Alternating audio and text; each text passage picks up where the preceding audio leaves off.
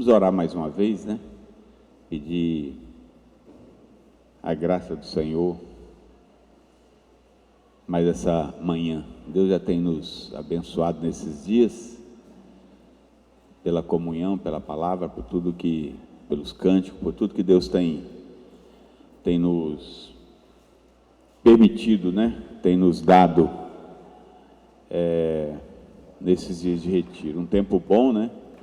Quando nós podemos rever os irmãos, aqueles a quem a gente não tem oportunidade de estar vendo durante a semana, temos a oportunidade agora. Então, dizer aos irmãos para aproveitar bem esse tempo, né? Para se relacionar e ter comunhão e paz uns com os outros, né? Que o Senhor renove esse tempo aí em nossa vida. Vamos pedir a Ele mais uma vez a graça dEle. Senhor, em nome de Jesus, nós agradecemos mais uma vez por Tua bondade, por Tua misericórdia que tem se renovado cada dia em nossa vida. Não somos dignos, Senhor, de nada. Somos devedores e devedores.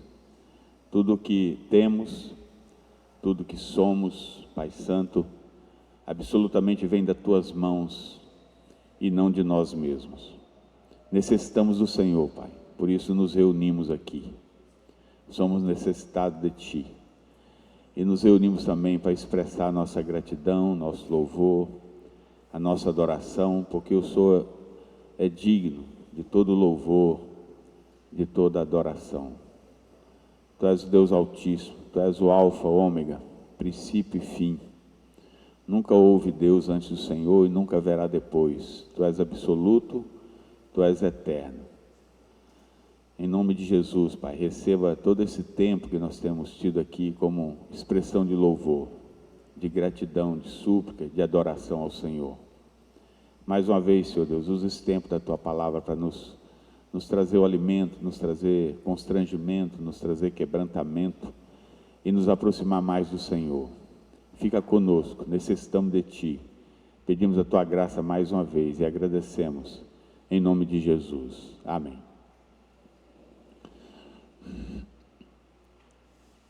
Meus irmãos, eu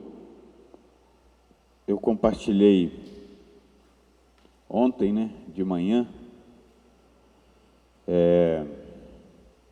acerca de uma palavra profética que estava no livro de Isaías, no capítulo 1, e falei praticamente sobre a tribo do Reino Sul, o que estava acontecendo ali, e o que nós podemos aprender com aquilo que aconteceu com aquele povo, com a ação de Deus, e o que nós podemos trazer para a vida da igreja e aplicar em nossas vidas. Eu quero continuar nessa manhã dentro desse mesmo raciocínio. Em essência, a minha palavra não vai mudar. Ela vai seguir a mesma linha de pensamento, embora eu vou utilizar outros textos e, naturalmente, outras informações, outros acréscimos, mas sempre afunilando para uma vida de santificação, uma vida de real compromisso com o Senhor, que excede e deva exceder a toda religiosidade. Deus não nos quer religiosos. Deus nos quer comprometido com o seu reino, com a sua verdade, com a sua palavra. Deus não quer que nós seguimos nosso próprio entendimento, nem o nosso próprio caminho, muito menos nosso próprio coração. O Senhor quer que nós seguimos a sua palavra. Ele é a palavra, Ele é o verbo vivo, Ele é a vida, Ele é o caminho. Então, fujamos de todo o nosso entendimento, da nossa própria capacidade, da nossa própria teologia, e voltemos para o Senhor e vejamos como Ele quer nos conduzir a verdadeiro culto de adoração, de louvor, a verdadeira prática cristã. O que passar disso, nós corremos o risco de envolvermos, como no Velho Testamento esse povo foi envolvido também, e nos afastarmos do Senhor e mantermos vidas religiosas sem real compromisso com Cristo. E a palavra profética que Isaías trouxe para o Reino Sul, também é uma palavra que Amós vai trazer. Hoje eu quero meditar no livro de Amós, no capítulo 1 e 2, e naturalmente usando outros textos também, fazendo links em outros textos, e até mesmo dentro do próprio livro de Amós. Então os irmãos podem abrir o livro de Amós, para que a gente leia alguns textos aí.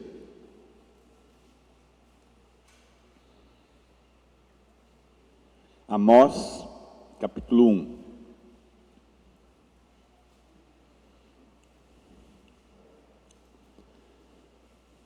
Está considerado entre os profetas menores.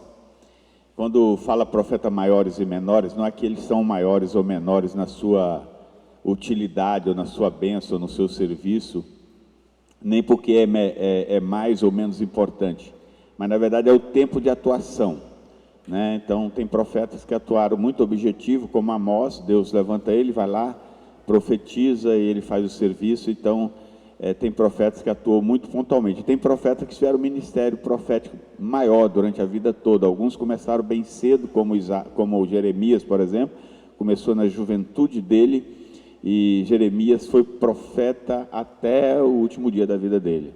Provavelmente ele tenha morrido no Egito. É provável, a Bíblia não fala da morte dele, mas o último registro que tem foi quando ele foi levado para o Egito. Então é bem provável que ele tenha morrido lá.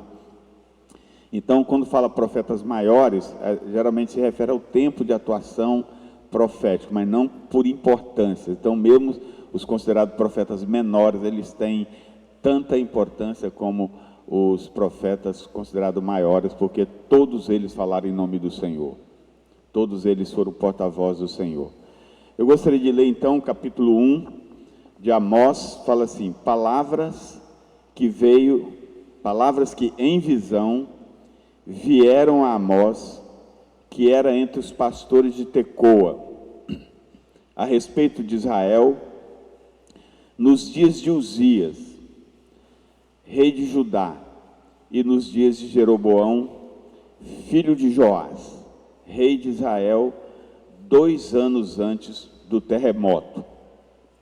Ele disse: o Senhor rugirá de Sião e de Jerusalém, fará ouvir a sua voz, os prados dos pastores estarão de luto, e secar-se-á o cimo do Carmelo. Os irmãos permanecem com as Bíblias abertas, que eu vou dar continuidade, mas antes de continuar, eu gostaria de fazer algumas observações entre o versículo 1 e o versículo 2. Aqui fala que a palavra de Deus veio a Amós através de uma visão. Isaías também, nós falamos sobre Isaías ontem, também foi visão.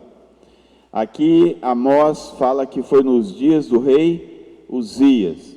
Quando eu ministrei ontem, Isaías também foi no tempo do rei Uzias. Então eles são contemporâneos, estavam profetizando aproximadamente no mesmo tempo, né? Profetas usados por Deus no mesmo tempo. E é interessante que nós vamos notar como Deus utiliza quem Ele quer. Deus não utiliza-nos por capacidade nossa, mas pela vontade dEle. Os pastores e diáconos, líderes de grupo caseiro, principalmente todos que estão envolvidos com o ensino, devem sim se aperfeiçoar nas Escrituras, ter interesse pelas Escrituras, de aprofundar. Mas se não for a graça de Deus, por melhor teologia que eu venha ter, por maior capacidade de preparação, não é isso que sustenta um ministério ou um bom serviço a Deus, mas é a obediência a Deus, a fidelidade a Ele, o desejo de servi-lo e a disposição. E Deus faz a obra com o que Ele quer, com quem ele quiser. Se nós formos olhar do ponto de vista quem era Isaías, Isaías era um homem nobre.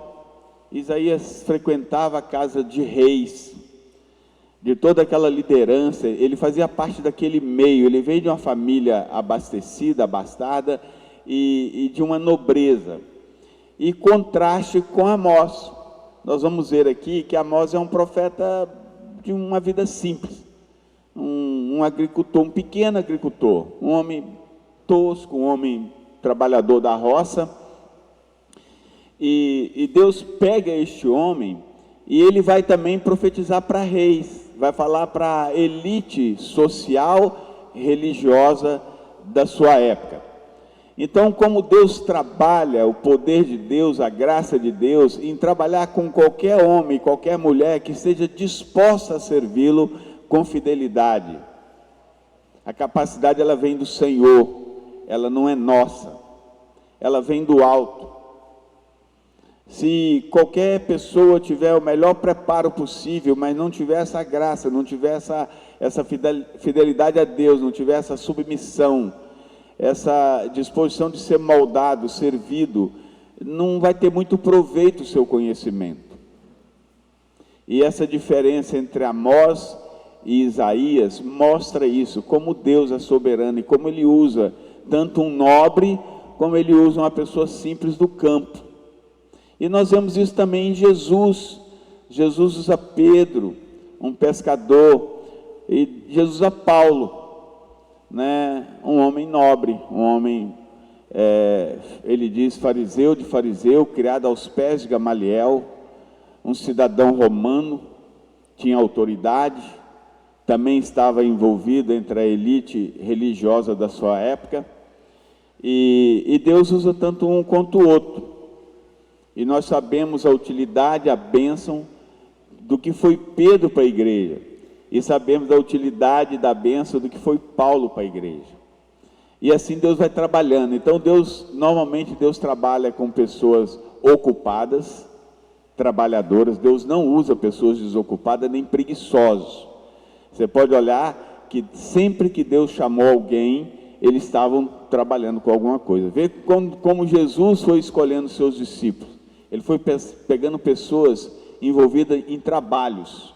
Veja como Deus levantou os seus profetas. Deus foi pegando homens que estavam trabalhando. Deus não trabalha com ociosos, nem com preguiçosos. Mas Deus trabalha com pessoas tementes, obedientes e dispostas a servir. E a capacitação vem dele. Não importa a sua estrutura acadêmica, financeira, social. Deus vai utilizar você à medida que você se rende, se coloca nas suas mãos. E a vida de Amós expressa isso, a vida de Isaías expressa isso. Então são lições que nós podemos utilizar para a nossa vida. Então, meu irmão, minha irmã, não importa a sua capacidade, a sua formação, sua cultura, Deus quer que você seja obediente, temente e entregue nas mãos dele, e ele vai utilizar a ferramenta que você tem. O que Moisés tinha na mão, como Deus chamou ele lá no deserto? Ele tinha um cajado.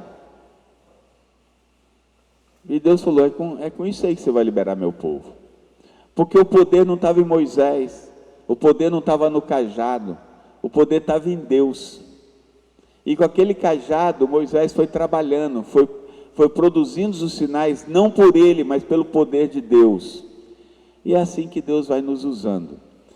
E quando fala assim, palavras que em visão, Amós teve essa palavra através de uma visão, a Bíblia diz que ele era entre os pastores de Tecoa. No decorrer aqui da palavra, nós vamos ver que Amós não era apenas um pastor, mas era um proprietário, era um pequeno agricultor, um pequeno criador de rebanho. Tecoa, uma cidade próxima de Jerusalém, ao sul de Jerusalém, aproximadamente 16 quilômetros. Então Amós, ele era ali do reino sul, né? Nós falamos ontem que o reino, a nação de Israel, ela era uma só nação, formada por 12 tribos, né? e isso durou até o reinado de Salomão. Então, desde que Josué adentrou a terra prometida e o povo conquistou aquela terra, passaram-se alguns séculos dentro do período de juízes, onde Deus utilizou, se eu não me engano, 20 juízes no decorrer desse tempo, que julgava o povo, que libertava o povo, que conduzia o povo.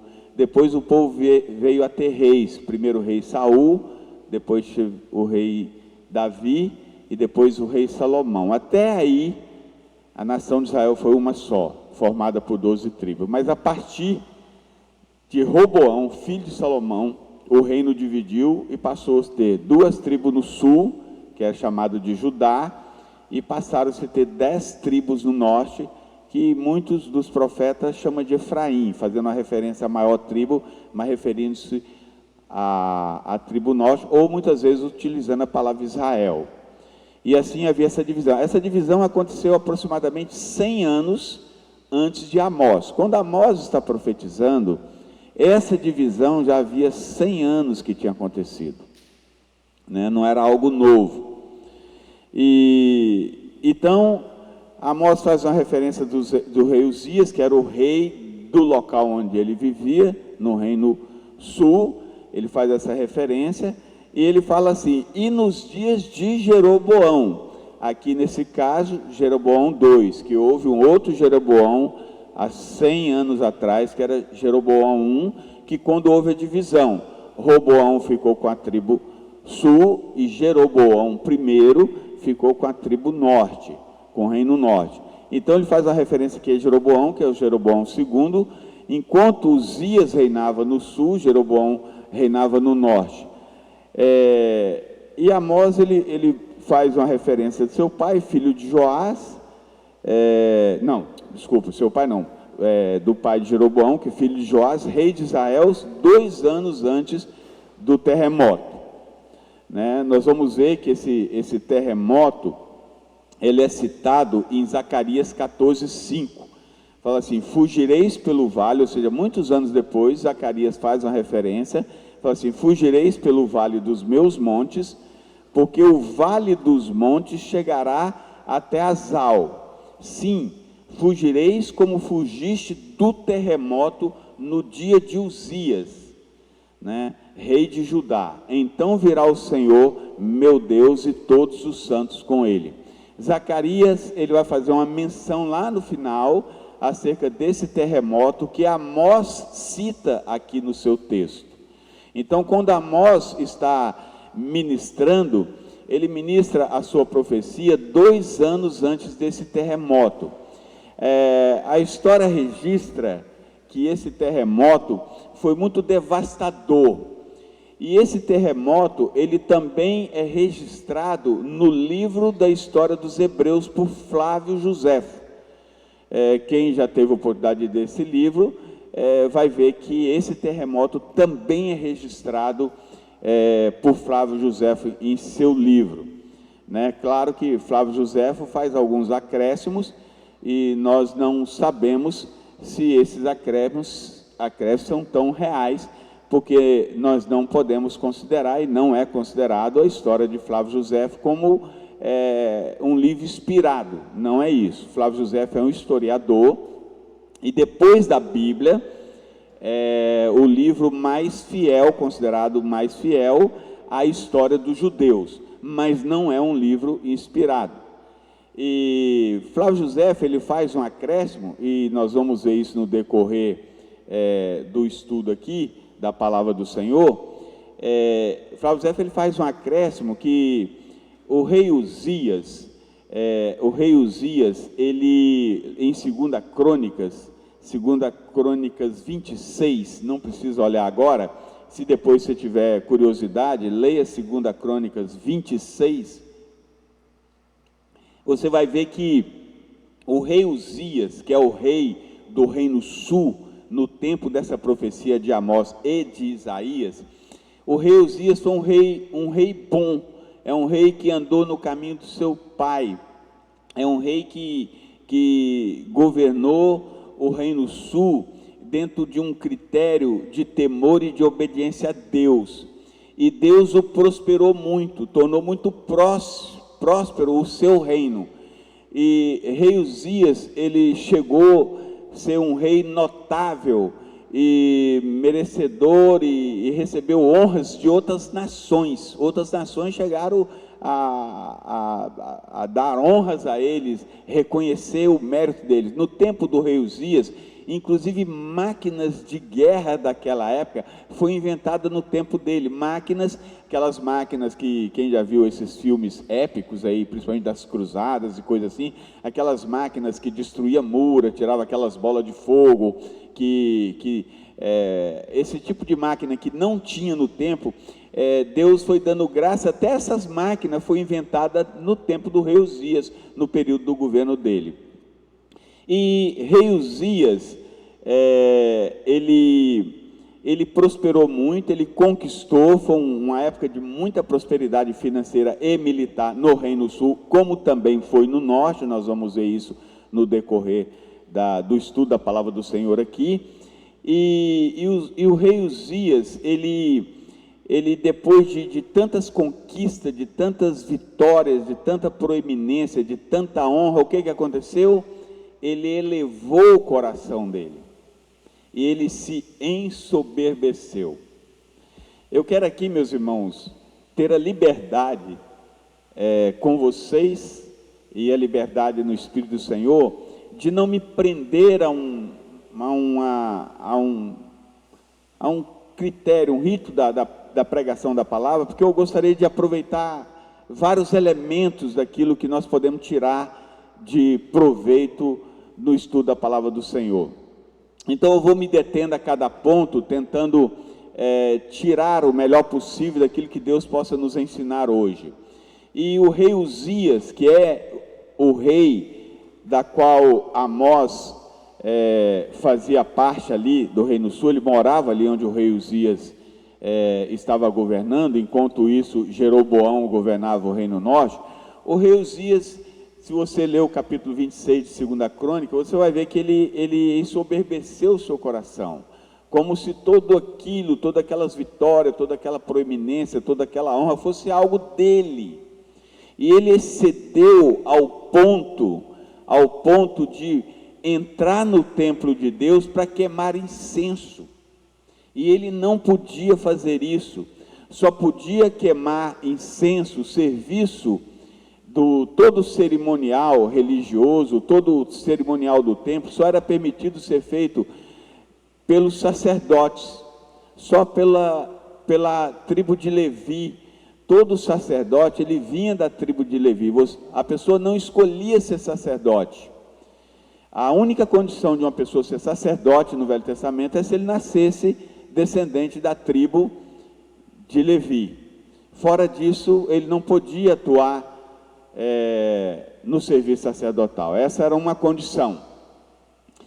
E o rei Uzias não era sacerdote, ele era rei, mas ele não fazia parte da tribo de Levi, e muito menos podia entrar no templo do Senhor para queimar incenso.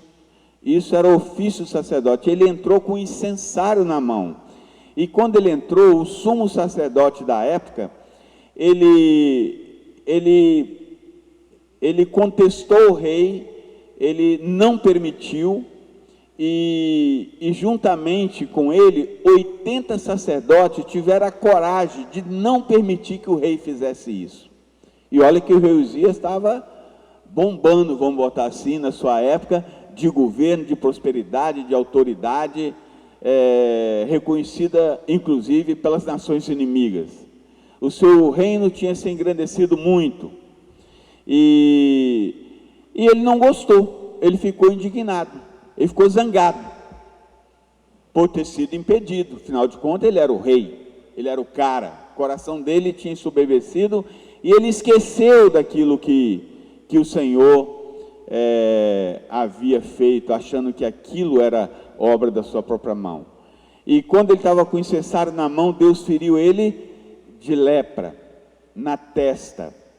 E quando ele foi ferido de lepra na testa, o sumo sacerdote e os 80 sacerdotes retiraram, expulsaram ele do templo, porque não era permitido que um leproso estivesse ali no templo, não podia, isso estava na lei de Deus. Ele foi expulso dali, e o rei Uzias ficou leproso até o último dia da sua vida. Ele foi retirado, ele foi morar numa casa à parte, porque um leproso não podia estar no meio do povo.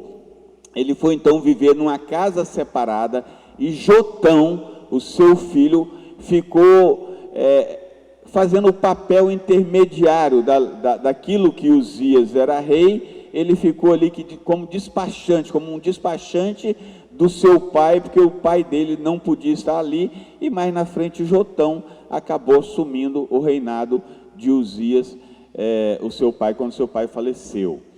Mas Flávio Joséfo, ele faz um acréscimo na história desse terremoto, que esse terremoto aconteceu quando Deus feriu o rei Uzias na testa. Claro que isso aqui é um acréscimo que não está na Bíblia, mas Flávio Joséfo registra que esse grande terremoto, que é citado aqui por Amós, e que é citado por Zacarias, no capítulo 14, verso 5, foi resultado de Deus ter ferido o rei Uzias na testa, e aí aconteceu um terremoto avassalador que destruiu ali aquela área do Reino Sul.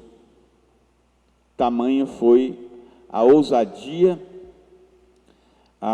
o orgulho e a dureza do coração do rei Uzias. Eu queria deter nesse ponto um pouquinho, embora aqui eu quero aproveitar de vários pontos do livro de Amós, já que ninguém tem pressa, né? Todo mundo já deu uma pausa aqui, já foi lá, então nós temos um pouco de tempo, o almoço não vai ser tão cedo assim, mas pode ficar tranquilo, eu vou compreender o limite também, que eu sei que ninguém consegue ficar ouvindo muita coisa por muito tempo, tem que ter o bom senso também, não vou esquecer disso.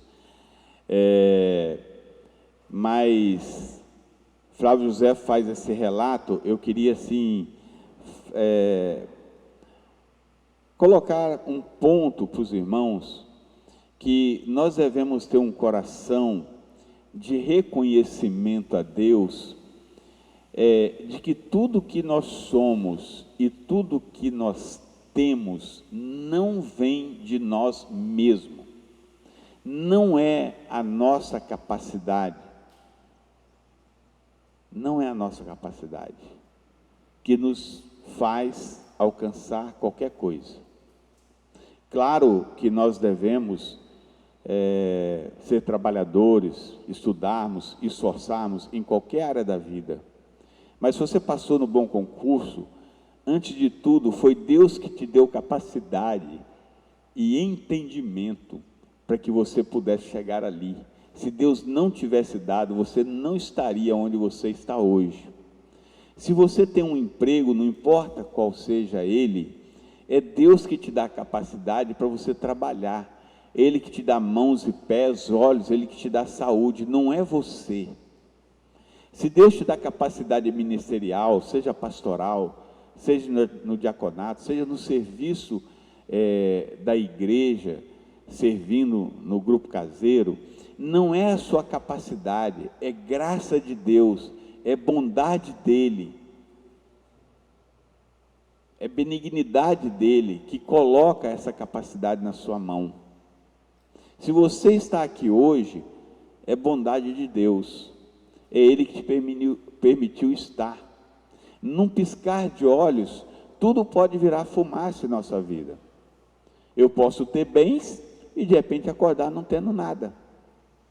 Quantas pessoas no sul agora do estado, muitos perderam tudo. Estava lendo a notícia, pessoas que deram entrevista, que de repente a chuva veio e só lhe sobrou a vida e mais nada, e a roupa do corpo.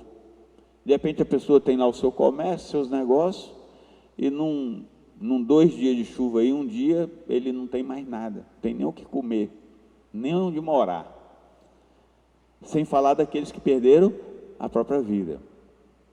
Então, amados, não é nada que é nosso, não ensoberbecemos o nosso coração, não é a minha capacidade pastoral, que é tão pequena, que eu a considero tão pequena, mas mesmo tão pequena, esse pequeno é graça de Deus, senão nem isso eu teria. E o Senhor disse nos seus evangelhos, todo aquele que tem, ser-lhe-á dado, mas aquele que não tem, até o que tem, ser-lhe-á tirado. Ou seja, se você não tiver um reconhecimento da bondade, da misericórdia de Deus, do favor de Deus na sua vida, até o que você tem, Deus pode tirar de você. Então, mantenhamos sempre o nosso coração em reconhecimento da soberania, da bondade, da benignidade e da generosidade de Deus na sua vida. Por exemplo, nós devemos ser generosos. Há quantos irmãos que são negligentes, às vezes na entrega dos seus dízimos e das suas ofertas? Quando nós fazemos isso, é um reconhecimento que nós temos de que tudo aquilo que Deus nos deu, de fato é dele, pertence a ele, vem da mão dele. Então eu posso confiar e descansar em entregar a minha oferta, os meus dízimos, que ele é bondoso em cuidar de mim. Mas às vezes a avareza toma conta do coração, às vezes o medo de faltar, então eu não entrego, que eu fico com medo de faltar, ou às vezes não é nem esse medo, é a avareza mesmo, é coração endurecido. Mas não esqueça que antes de você ser generoso com Deus, se você é generoso com Deus, lembra que antes de você ser generoso, é Deus quem foi generoso com você. Davi, quando ele vai ofertar algo a Deus, e me ajuda a lembrar o nome ali da eira de Araúna, né? Eu tinha esquecido o nome. Araúna, amigo do rei, tipo assim, falou com o rei: que é isso? O que é isso? Toma aí os bois, faz o sacrifício. Davi queria uma terra para poder fazer ali um sacrifício a Deus, um altar a Deus, sacrificar a Deus. Ele falou: que é isso? Que é essa terra aí? Pode pegar. Ele era amigo do rei, tudo é seu, pode usar os bois para sacrifício. Davi falou: não, eu não quero dar nada ao Senhor que não me custe, tem que me custar alguma coisa. E aí o dono da terra, Araúna, né? Ele deu o preço, e Davi comprou os bois, comprou a terra e ofertou a Deus coisa que lhe custava. E Davi também tem um momento em segunda, se eu não me engano, em 2 Crônicas, primeiro ou segundo, eu não me lembro agora direito, mas que ele fala assim: quão miserável, Senhor, são os nossos sacrifícios, porque do que é teu, tu damos. Então, mesmo Davi sendo um homem generoso com Deus, ele reconhecia que o sacrifício dele era miserável, porque ele estava dando a Deus aquilo que já era de Deus, Então, amados, devemos ter temor ao Senhor e sermos pessoas generosas com o Senhor, porque antes de nós sermos generosos, Deus foi primeiro generoso conosco. Apliquemos isso na nossa vida.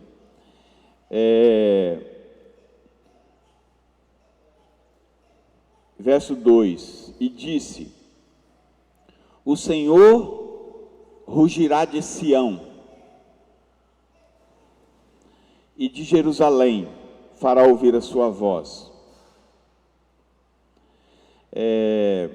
Essa palavra aí, fará ouvir a sua voz, no hebraico, ela pode ser traduzida também por trovejar. Então a Amós está dizendo o seguinte: o Senhor trovejará. Nós sabemos que em muitos momentos o povo de Deus no Monte Sinai ouviu Deus falar através de trovão, e muitas vezes eles tiveram medo e chegaram a falar para Moisés: Moisés, não fale o Senhor conosco, fala você conosco, né? Deus falava a Moisés e Moisés falava ao povo, porque Deus trovejava. E Amós está dizendo assim, ele disse: o Senhor rugirá de Sião. Sião é um dos nomes de Jerusalém. Então ele está falando do monte, está falando da cidade de Jerusalém. E Amós apresenta Deus como um leão. E Amós conhecia bem o que era o leão. Você lembra de Davi, que ele tinha matado o urso, matado o leão? Quando ele vai enfrentar o gigante Golias, ele fala para o rei Saul que ele já tinha matado um urso, eu já matei um leão com as mãos. Geralmente os pastores sabiam muito bem o que era um leão. Eles eram sempre vigilantes para proteger as suas ovelhas dos leões e das feras. E Amós, ele apresenta Deus como um leão. Ele diz assim, o Senhor rugirá de Sião. E fala assim, e fará ouvir a sua voz, ou seja, ele trovejará. Ele diz assim, e os prados dos pastores estarão de luto, e secar-se-á o cimo do Carmelo. Carmelo era um monte muito grande, também verdejante, de pastos verdejantes, e Amós está dizendo assim, o prado dos pastores, ou seja, ali a campina, onde os pastores dão pasto aos seus rebanhos, ele fala assim, estarão de luto, e secar-se-á o monte do Carmelo. Então Amós está profetizando uma seca geral, do pé à cabeça, desde o lugar mais baixo da terra, até o ponto mais alto do Carmelo. É interessante que, normalmente, o trovão, ele é associado à chuva, mas nesse caso, o trovão está apresentando aqui uma grande seca, e não chuva. E nós sabemos que o rugido do leão, ele imobiliza sua presa. Quando o leão ruge, a presa se estremece e o leão despedaça. Então Amós está fazendo aqui uma profecia muito forte do juízo severo de Deus.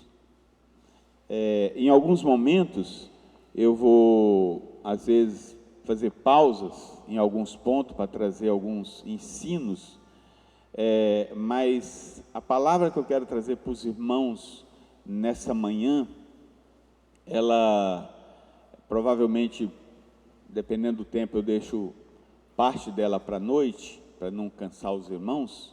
A gente pode dar continuidade à noite nessa palavra, mas o ponto principal que eu quero trazer para os irmãos nesta manhã acerca da severidade do juízo de Deus e da sua misericórdia, coisa que nós já vimos na manhã de ontem, através do livro de Isaías. Por isso que eu disse que a palavra que eu quero trazer aos irmãos, ela vai afunilar no mesmo ponto, que é acerca da severidade do juízo de Deus e a sua misericórdia.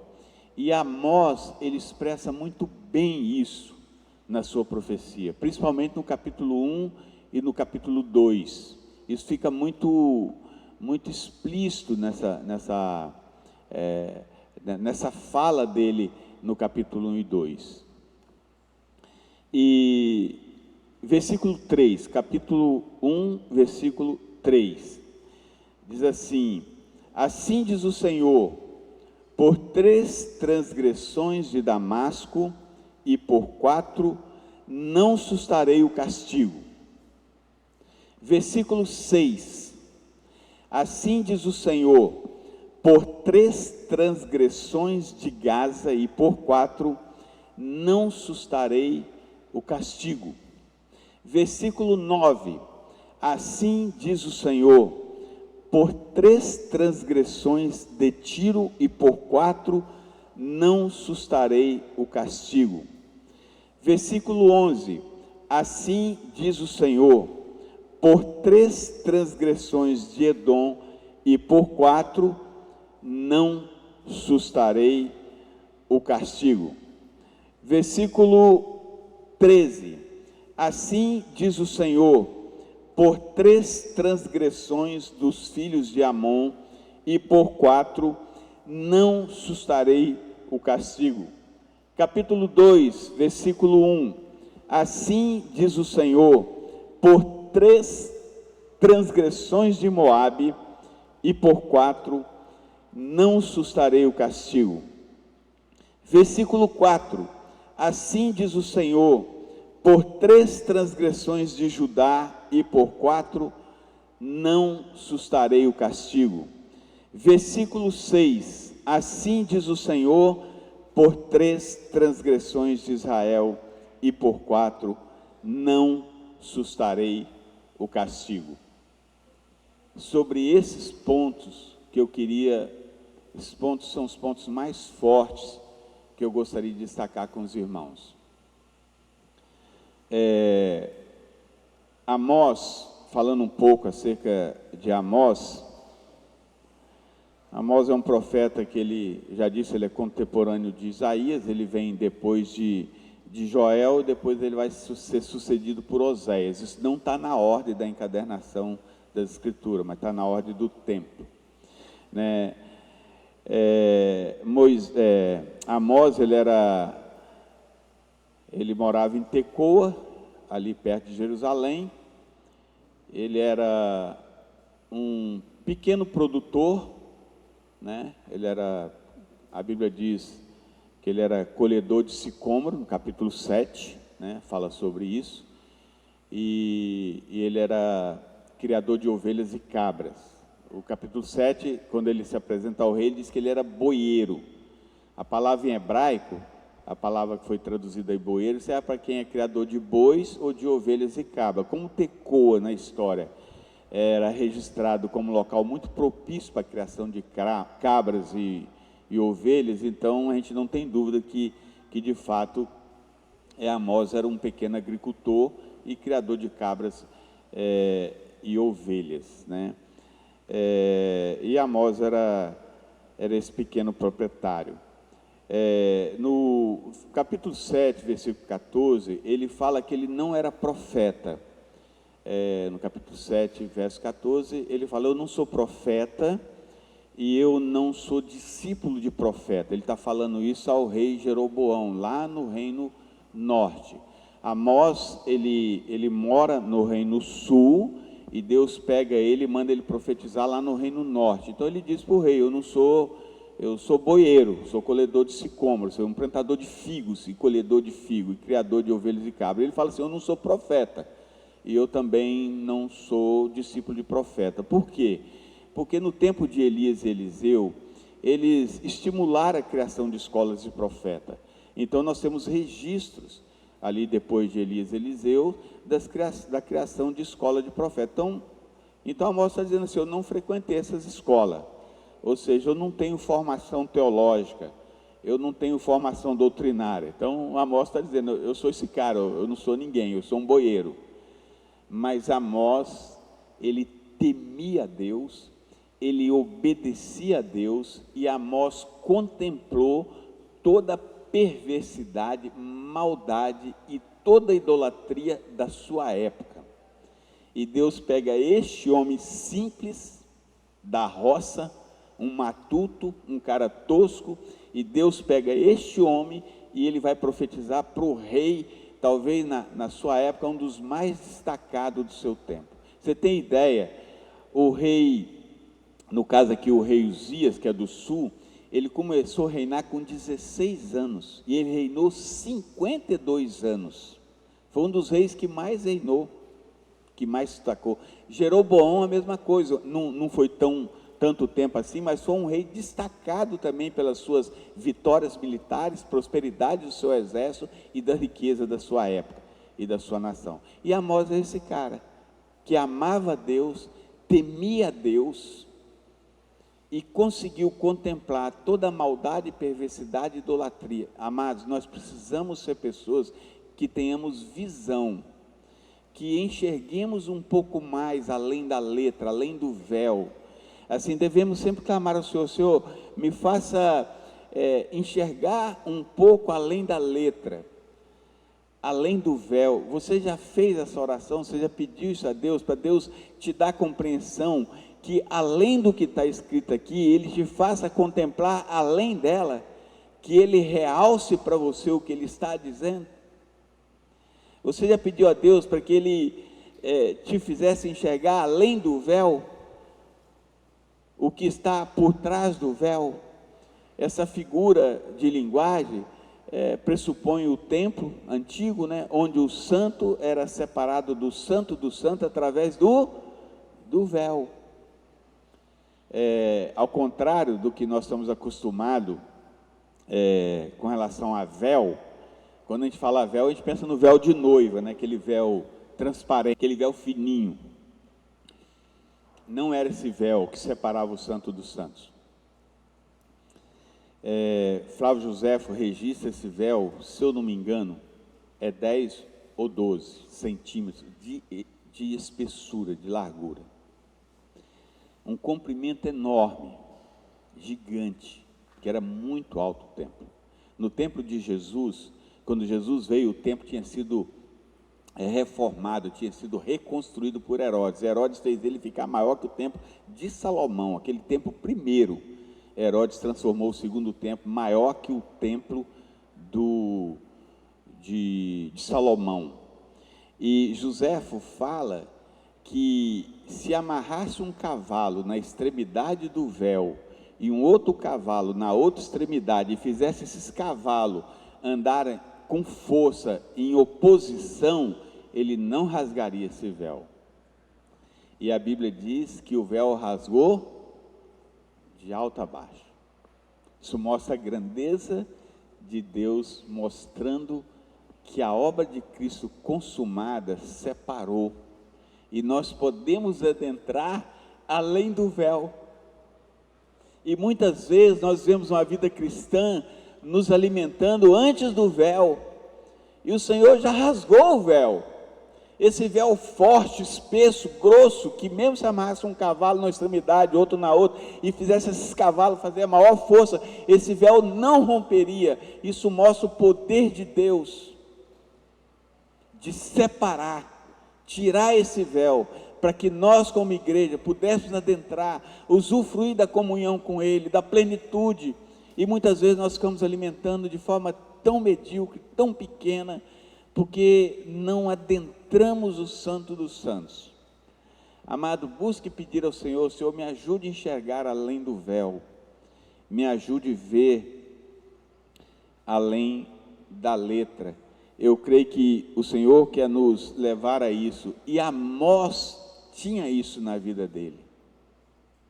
Olha que Amós, ele vivia no tempo que o véu era presente, havia essa separação, mas Amós tinha uma vida tão íntima com Deus, um amor tão grande a Deus, uma fidelidade, uma visão espiritual, que Deus pega esse homem tão simples, que não tinha formação teológica, não frequentou os seminários da época, não estudou teologia, não teve formação doutrinária, e Deus coloca ele diante de reis, para falar das suas verdades, das suas revelações. Isso mostra, irmãos, que Deus pode e quer usar cada um de nós.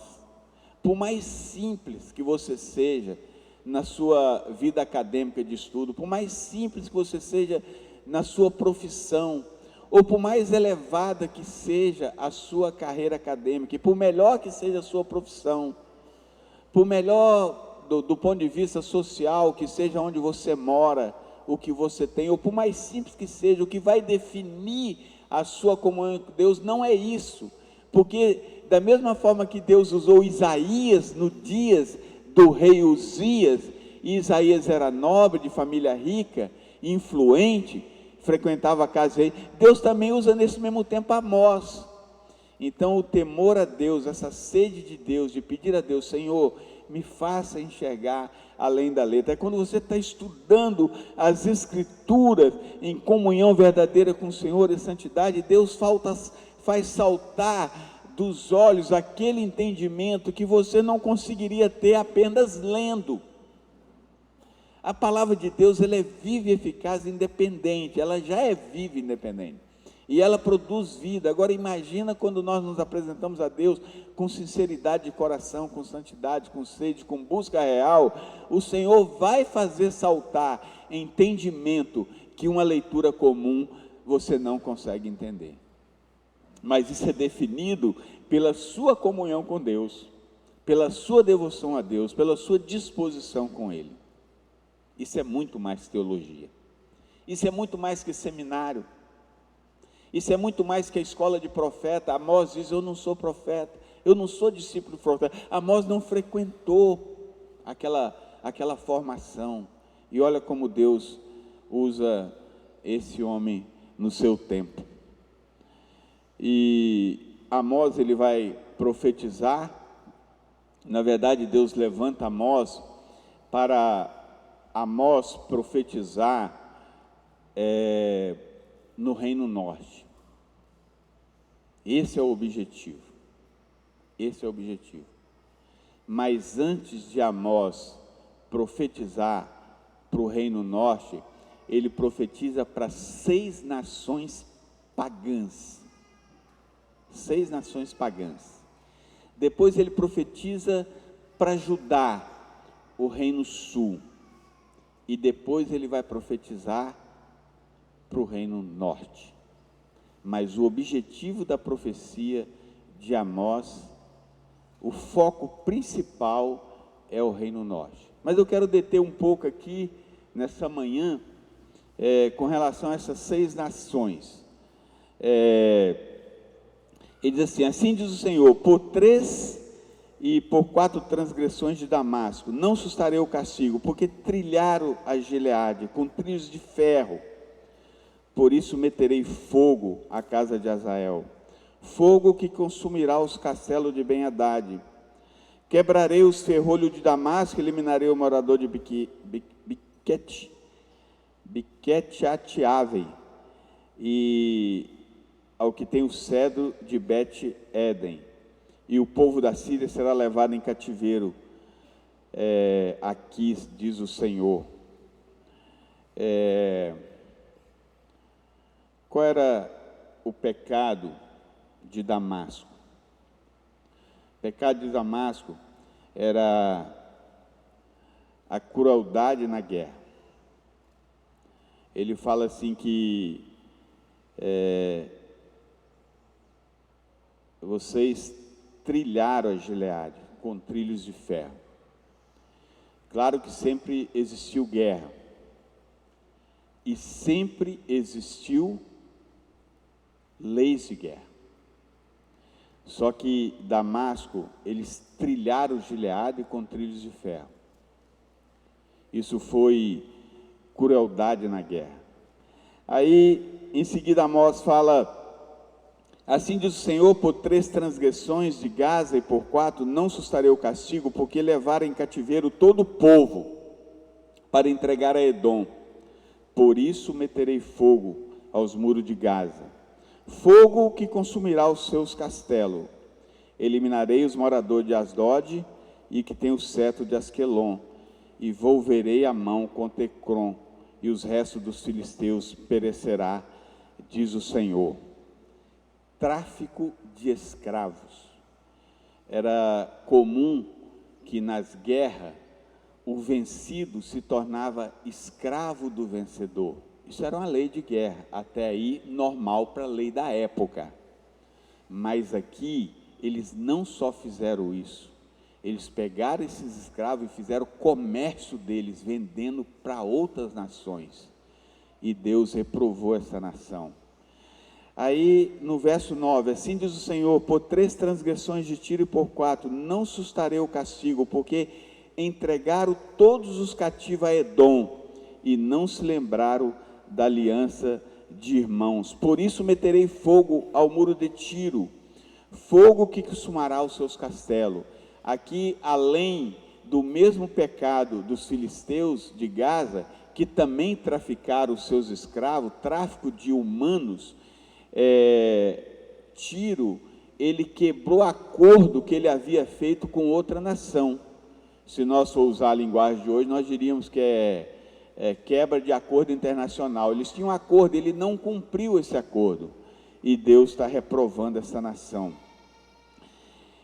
Verso 11, assim diz o Senhor, por 3 transgressões de Edom e por 4, não sustarei o castigo, porque perseguiu seu irmão à espada e baniu toda misericórdia, e a sua ira não cessou de despedaçar, esteve a sua indignação para sempre. Por isso meterei fogo a Temã, fogo que consumará os castelos de Boza. Qual foi então o pecado de Edom? Foi vingança, ódio intenso, sem misericórdia. Eles não baniram a misericórdia, eles continuaram matando, mesmo já tendo vencido, não pararam de matar. Poderiam ter parado, a guerra já estava ganha, e eles não fizeram isso, faltaram com a misericórdia, e Deus vai condenar essa nação por isso. Verso 13, assim diz o Senhor: por 3 transgressões dos filhos de Amon e por 4 não sustarei o castigo, porque rasgaram o ventre as grávidas de Gileade, para dilatarem os seus próprios limites. Por isso meterei fogo aos muros de Rabá, fogo que consumirá os seus castelos, com alarido no dia da batalha, com turbilhão no dia da tempestade. O seu rei irá para o cativeiro, ele e os seus príncipes juntamente, diz o Senhor. Olha só, toda guerra, nós sabemos que morrem civis, é normal, toda guerra acaba civis morrendo, mas o objetivo de guerra não é matar civis, é exército contra exército, é poder contra poder. Mas aqui, no caso de Amon, né, a Bíblia diz que eles matavam civis por prazer, até as grávidas, eles dilaceravam, eles rasgavam os ventres das grávidas. Assim, então foi uma crueldade proposital. Aí nós vemos capítulo 2, assim diz o Senhor: por 3 transgressões de Moabe, por 4 não sustarei o castigo, porque queimou os ossos de Edom, até reduzir a cal. Por isso meterei fogo a Moabe, fogo que consumirá os castelos de Queriote. Moabe morrerá entre grande estrondo, alarido e som de trombeta. Eliminarei o juiz do meio dele, e a todos os seus príncipes com ele matarei, diz o Senhor. O que Moabe fez? Moabe, ele foi uma falta de humanidade, um ódio tão grande que excedeu os princípios da guerra. O rei de Edom já havia morrido há anos que ele estava sepultado, e aqui diz que Moabe, ele desenterrou o rei, que já havia morrido há anos, pegou os ossos desse rei e queimou até virar cal. Isso é ódio. Há um tempo atrás aí eu ministrei para os irmãos e mostrei vários textos que na antiguidade a essência da vida estava nos ossos. E eu falei sobre isso quando eu ministrei sobre Ezequiel, a visão do vale dos ossos secos. Toda a essência estava nos ossos. Então fazer isso numa sepultura era profanar uma sepultura, era desonrar alguém, era agir com ódio. E eles fizeram isso com o rei de Edom, que já havia morrido há muito tempo. Então eu queria deixar, meus irmãos, não pretendo demorar mais, eu queria deixar nessa manhã pelo menos algumas coisas, alguns pontos. Primeiro, nós aprendemos que logo mais à noite eu quero falar sobre a profecia de Amós, sobre Judá, reino sul, e falar sobre a principal profecia dele, que é no reino norte. Isso eu vou deixar para a noite, mas eu quero usar mais alguns minutos e finalizar.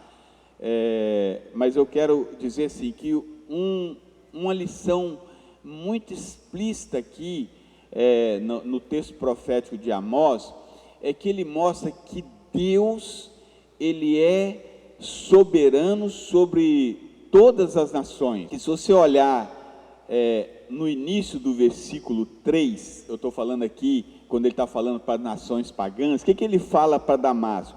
No início do versículo 3, ele diz: assim diz o Senhor.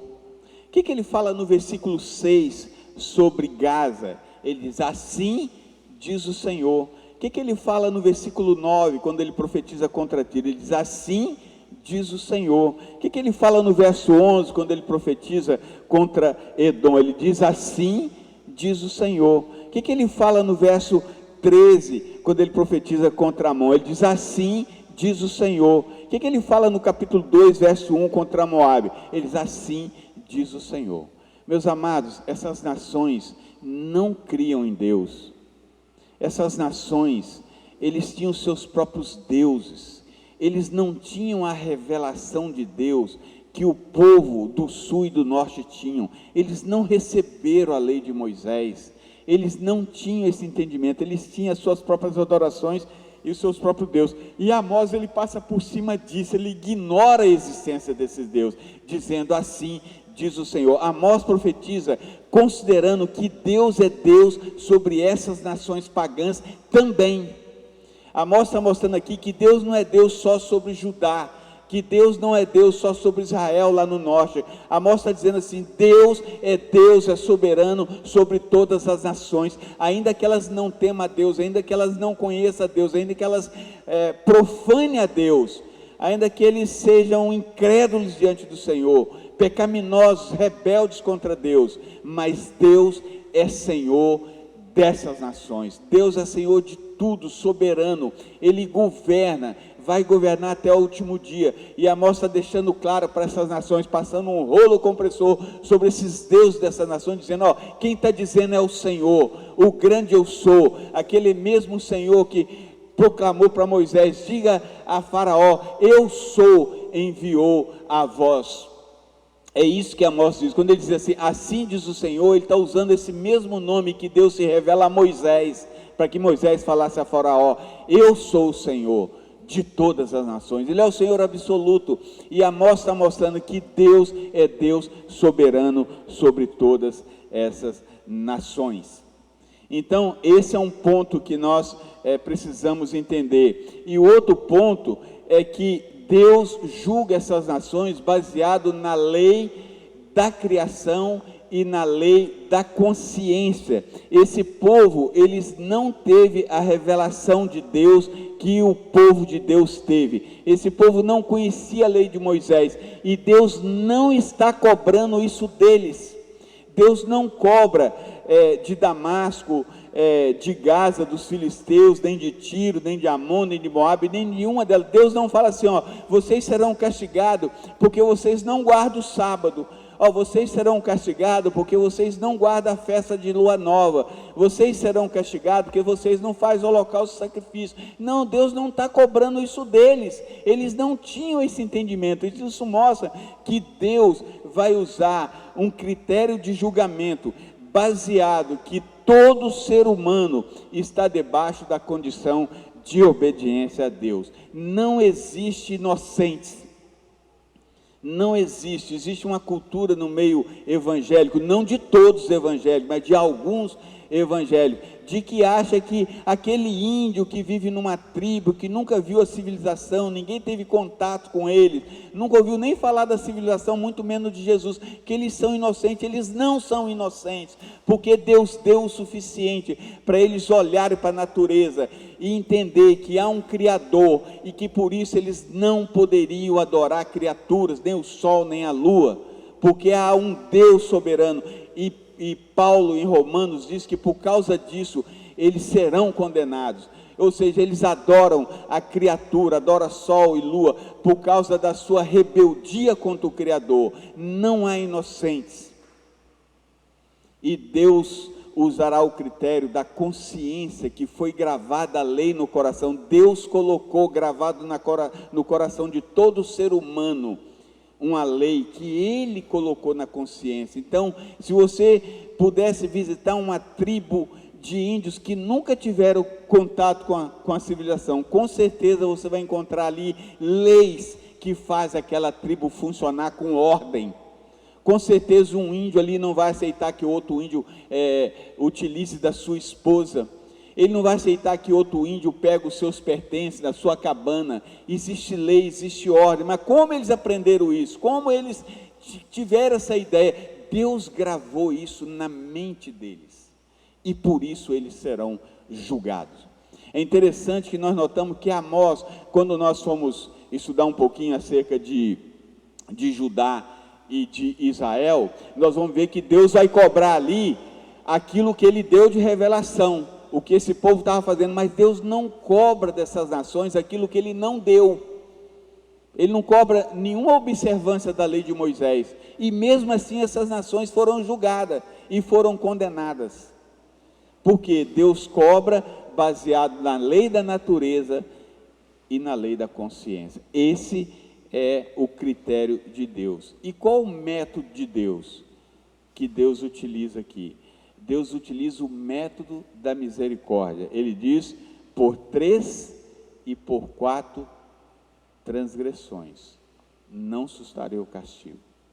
Ou seja, houve a primeira transgressão, Deus não castigou. Houve a segunda transgressão, Deus não castigou. Houve a terceira transgressão, Deus não castigou.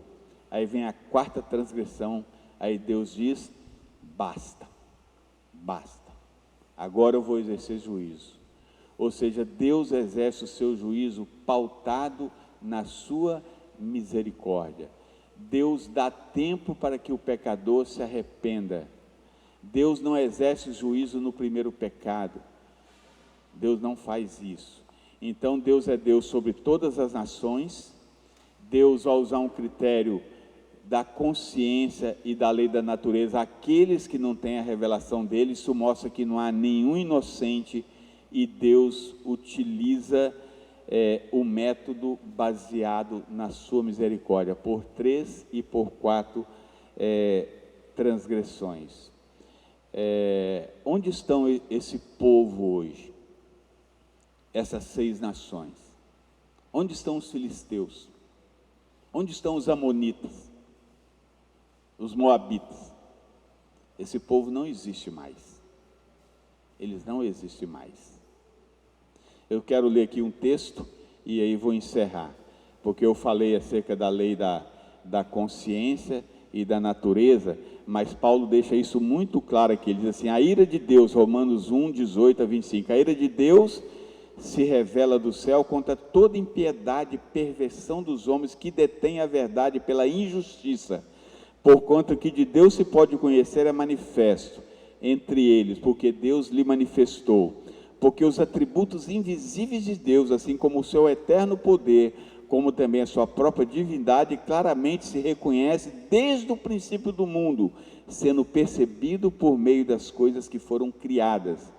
Tais homens são, por isso, indesculpáveis. Ou seja, a criação de Deus manifesta a glória de Deus. E por isso não há inocentes. A pessoa pode nunca ter ouvido falar de Deus. Provavelmente essas nações aqui que Amós pregou, nenhuma delas tinha conhecimento da lei de Moisés. Podia saber da história do povo, que foram escravos no Egito, que passaram no Mar Vermelho, que venceram guerra, mas essas leis, eles não tinham revelação, e Deus não cobra isso deles, mas Deus cobra a manifestação dele.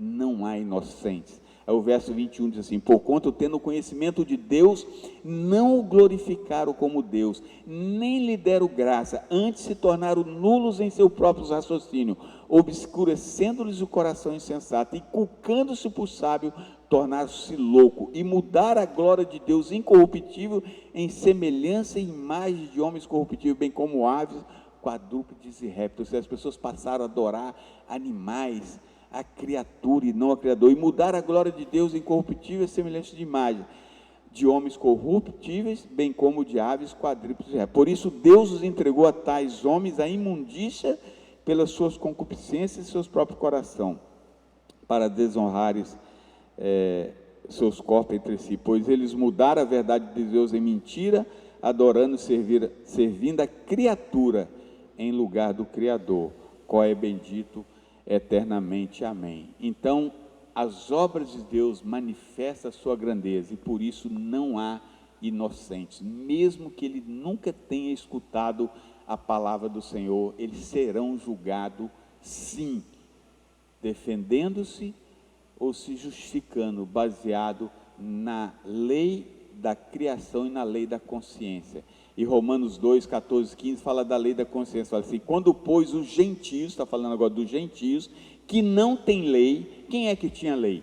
O povo de Deus, o povo do Antigo Testamento. Mas os gentios que não têm lei, procede por natureza de conformidade com a lei. Não tendo lei, serve eles de lei para si mesmo. Estes mostram a norma da lei gravada no seu coração, testemunhando-lhe também a consciência e os seus pensamentos mutuamente, acusando-se ou defendendo-se. Ou seja, aquilo que eles praticam vão defendê-los ou vão acusá-los, mas não há inocentes. E Deus é soberano sobre todas as nações. Deus adotou a nação de Israel como seu povo, mas Ele não abriu mão da sua soberania sobre todos os povos, sobre todos os habitantes da terra. Preguemos esse Deus, sejamos como Amós, pregador da palavra em meio a um povo corrompido, de que Deus é Deus soberano sobre todas as nações. Ele vai julgar todos, não existe inocente, independe do conhecimento. Amém, meus irmãos? Que o Senhor nos abençoe, que sejamos praticantes das suas verdades e pregadores da sua verdade, como Amós foi. E lembre-se que o Senhor quer usar você na pregação do seu evangelho, que você seja testemunho de Deus no meio de um povo corrompido, assim como Amós fez, mesmo diante da sua simplicidade. Que o Senhor nos abençoe. Amém.